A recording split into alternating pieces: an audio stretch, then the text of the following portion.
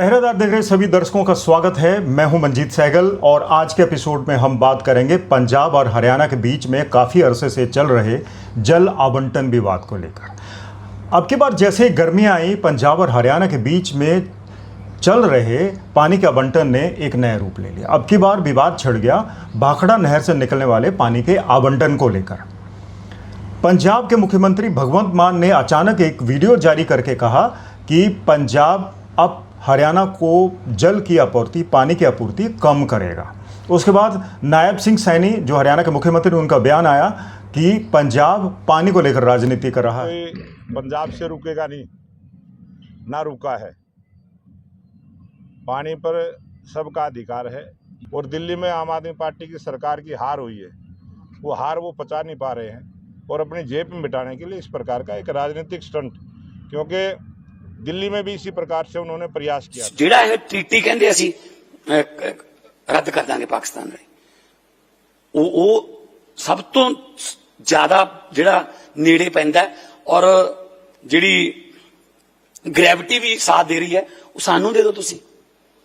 ਤੁਸੀਂ ਸਾਨੂੰ ਦੇ ਦਿਓ, ਪੌਂਗ ਚ ਦੇ ਦਿਓ, ਰਣਜੀਤ ਸਾਗਰ ਚ ਦੇ ਦਿਓ, है ना, ਸਾਨੂੰ ਦੇ ਦਿਓ, ਅਸੀਂ ਅੱਗੇ ਦੇ ਦਾਂਗੇ। ਸਾਨੂੰ ਕੀ प्रॉब्लम है जी।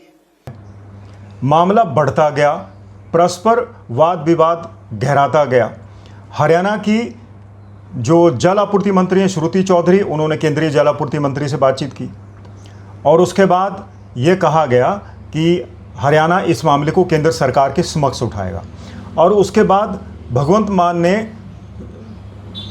नंगल डैम में जाकर सभी ऑल पार्टियों से मिलकर ऑल पार्टी बैठक की, सभी पार्टियों को सहयोग हासिल किया और यह तय किया गया कि 5 मई को विधानसभा का एक विशेष सत्र बुलाया जाएगा।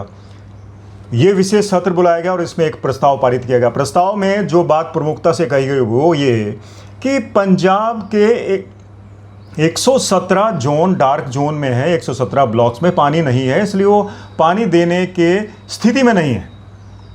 और प्रस्ताव में एक बात भी कही गई कि पंजाब के सिख गुरुओं की शिक्षा के मुताबिक पानी देना पुण्य का काम है, इसलिए पंजाब हरियाणा को 4000 क्यूसेक पानी देता रहेगा।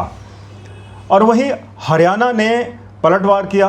हरियाणा ने पंजाब की सरकार पर यह आरोप लगाया कि वो पानी को लेकर राजनीति कर रही है, क्योंकि हरियाणा को अभी पानी नहीं मिला है। पंजाब सरकार ने दावा किया कि 31 मार्च तक जो भी कोटा हरियाणा का बनता था वो दे चुका है। हरियाणा ने कहा कि अगर पंजाब ने पानी नहीं दिया तो उसकी आपूर्ति का असर दिल्ली पे भी पड़ेगा। कुछ नेताओं ने यह भी सवाल पूछा कि भैया, अगर दिल्ली में आम आदमी पार्टी की सरकार होती तो क्या तब भी तुम पानी नहीं देते?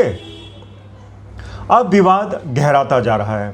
हरियाणा भी अपने स्तर पर इस मामले को उठा रहा है। इस बीच में बीबीएमबी को लेकर भी विवाद हो गया। बीबीएमबी यानी कि भाखड़ा मैनेजमेंट बोर्ड, जो भाखड़ा नहर के पानी का नियंत्रण करता है, उसे नियंत्रित करता है, उसका प्रबंधन करता है, उसकी एक ऐसी बैठक हुई जिसको पंजाब ने कहा कि ये गैर कानूनी है।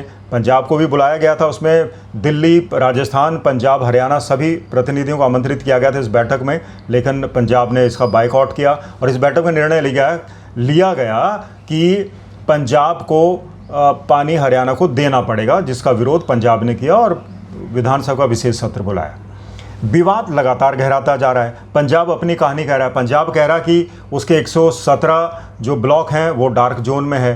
पंजाब एक राइपेरियन स्टेट है, उसके बावजूद भी 3 जो प्रमुख नदियां हैं, रावी, सतलुज, ब्यास, वो यहीं से बहती हैं, लेकिन उसका पानी उसे मिलता सिर्फ लगभग 18%। बाकी का पानी हरियाणा, पंजाब ले लेते हैं और जो बचता है वो पाकिस्तान बह जाता है।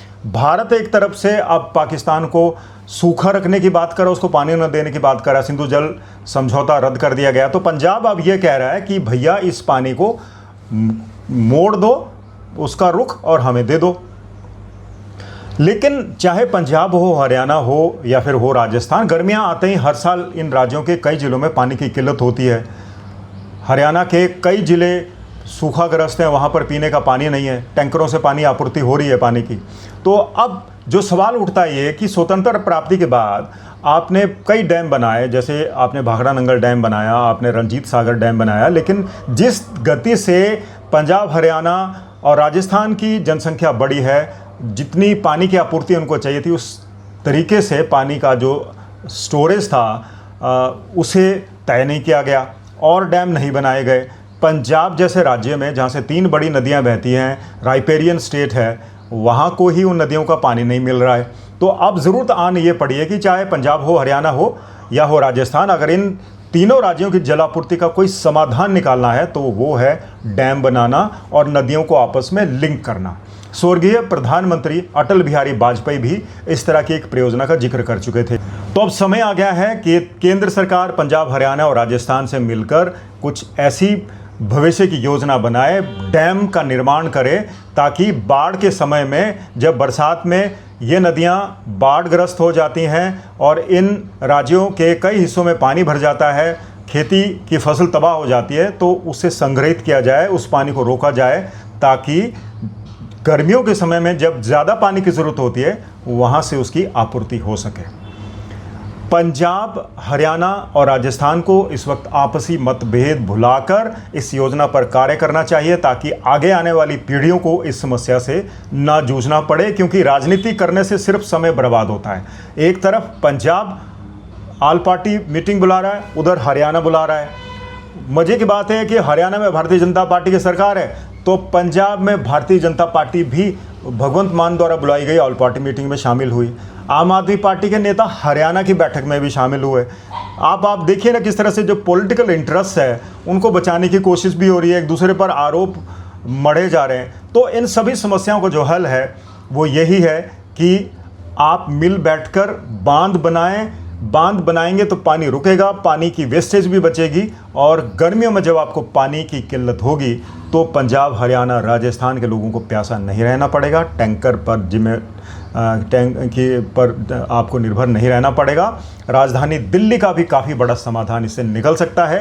तो ज़रूरत यह है कि केंद्र की भारतीय जनता पार्टी सरकार स्वर्गीय प्रधानमंत्री अटल बिहारी वाजपेयी की नदियों को लिंक करने की योजना पर काम करे। दोस्तों, ये था आज का एपिसोड। आज के एपिसोड में हमने चर्चा की कि किस तरह से गर्मियाँ आते ही अब पानी की किल्लत एक तरफ जहाँ सामने आ रही है, वहीं राजनेता अब राजनीतिक रोटियां सेंक रहे हैं, पॉलिटिकल कैपिटल बना रहे हैं, और इससे जनता का कोई भला नहीं हो रहा है। जनता तो त्राही त्राही माम कर रही है। पानी नहीं है तो उनको अपनी जेब से पैसा खर्च कर पानी खरीदना पड़ रहा है। तो अब समय आ गया है कि सरकारें मिलकर आम जनता को सामने रखकर, ना कि राजनीति को सामने रखकर, योजनाएं बनाएं, डैम बनाएं, जिसमें पानी स्टोर करे और जनता को पानी दे। और दोस्तों, आज का एपिसोड हम यहीं ख़त्म करते हैं। जब तक नया एपिसोड लेकर आते हैं, आप अपना बहुत ख्याल रखिएगा। और जाते जाते आज का मोटिवेशन, पानी क्या है उसे समझिए, पानी की वैल्यू क्या है। पानी की अहमियत समझने के लिए उन लोगों का दर्द समझिए जिनके यहाँ पानी 3-4 दिन में एक बार आता है, जिनको पानी ढोने के लिए कई कई किलोमीटर जाना पड़ता है, जिनको पानी की कीमत मालूम है। तो पानी को बचाइए, पानी को प्रदूषण से भी बचाइए, पानी को संग्रहित कीजिए और पानी को बांटिए। यही पुण्य का काम है। नमस्कार।